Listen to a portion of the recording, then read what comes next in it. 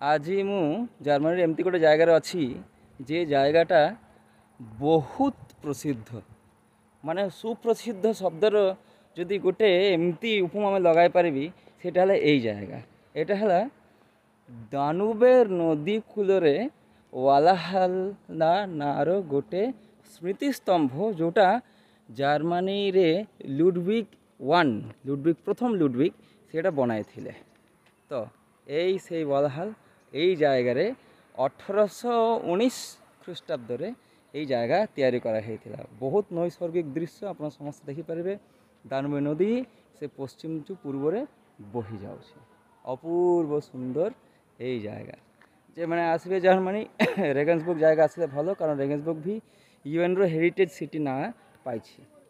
ଭଲ ଲାଗିଲେ ଆପଣ ସମସ୍ତେ এই ଜାଗାକୁ ଆସିବେ। ଭଲ ରୁହନ୍ତୁ।